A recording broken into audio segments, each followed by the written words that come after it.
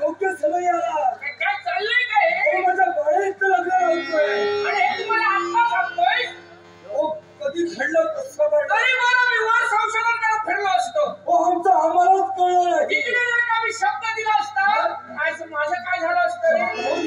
असू दे पण मला सांग रे, हा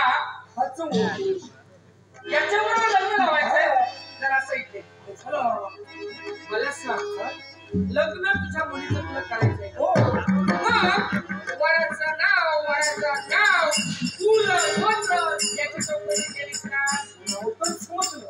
मग सगळी चौकशी केल्याशिवाय लग्न कसं काय लावतोयस तू? आधी चौकशी कर. चौकशी कर, विचार केला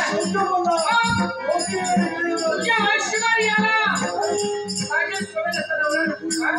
विचार हे अंकुश क्षमा रे मला. काय तुमचं लग्न लावण्यासाठी मी तत्पर होत होतो, पण एकाएकी देवस्थी त्यामुळे मार्गदर्शन केलं. त्याच योग्य करून आज हे लग्न आम्ही थांबविलं. कारण एकच कारण, महाराज महानुच्या मुखातून निघालेले शब्द या युवराजाचं कुलपुत्र काय. आणि म्हणत हे अंगद साहेब, तुझा जन्म कुठल्या कुलात झालाय? रघुकुल हे आमचं घराणं. यात रघुकुलात त्याचा जन्म झाला. आमचे काका प्रभू रामचंद्र कनिष्ठ वंशामध्ये आमचे पितृदेवता सौमित्र आणि सौमित्र अंगद अयोध्येचा सुकुमार अशी आता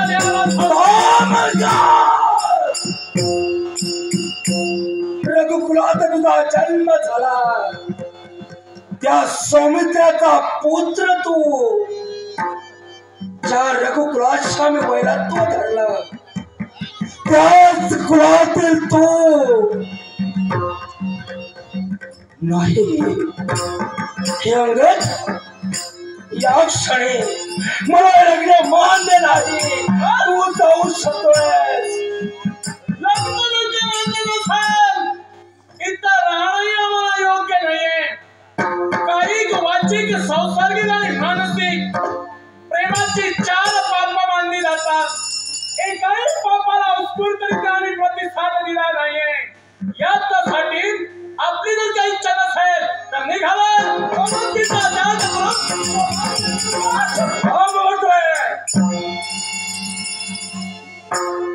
जागी स्थिर राहा.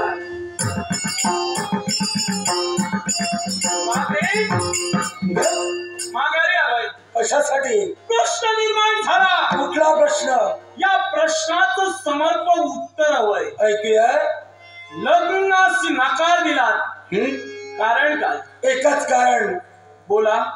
आम्ही रघुकुलाचे मांडलिक राजकर्ते, त्यात रघुकुलातील भरलेल्या राजदरबारी तुझी पितृदेवता म्हणजे तो सौमित्र.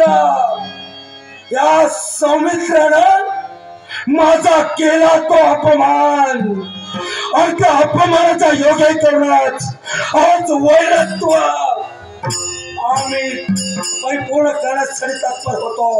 आणि अशा कुलातील युवकाची माझ्या कन्येचं लग्न मला केव्हाही होऊ द्यायचं नाही. संसार कुणाला थांबायचाय? तुला, मला आणि तुमच्या कन्येला. तुमचं वैमनस्य माझ्या संसारात येणार नाहीये. कारण का माहितीये, तुमच्या कन्येत समाज मी लग्न केल्यानंतर तिचा कसा सांभाळ करावा याची पूर्णतः जबाबदारी ही आमची ठरते. नवरा या नात्यानं कर्तव्य पुरुषा सौदे आम्ही पात्र ठरणार आहोत. म्हणून तुमचं वैमनस्य बाजूला ठेवा. वैमनस्य बाजूला ठेवा. प्रेमासाठी स्वतःच्या कन्येच्या प्रेमापोटी तिच्या प्रेमाचा गळा नका घोटू. हे अंगद, ज्या कुलाच्या वैरत्व धरलं त्याच वैराच्या कुलात माझ्या कन्येचं लग्न मला केव्हाही लावायचं नाही. वैमनस्य धर्मासाठी तुम्ही तत्पर झालात नाही म्हणत नाहीये, पण पुढे वैमनस्य धरावा याही गोष्टीला मर्यादा आहे. वैमनस्य धरल्यानंतर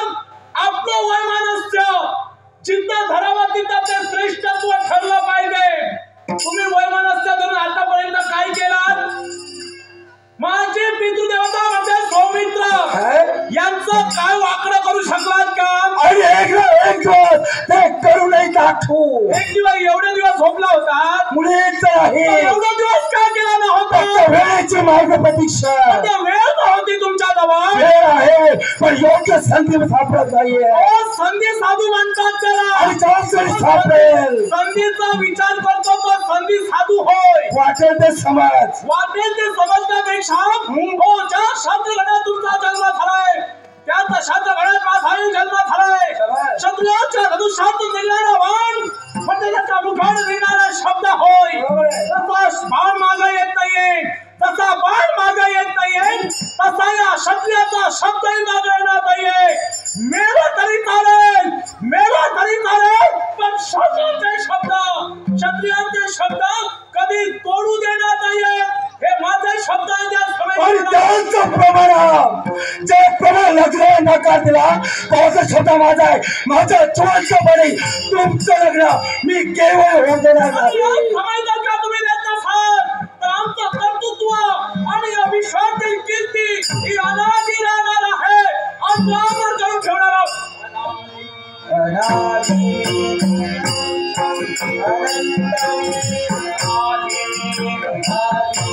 अनंतमी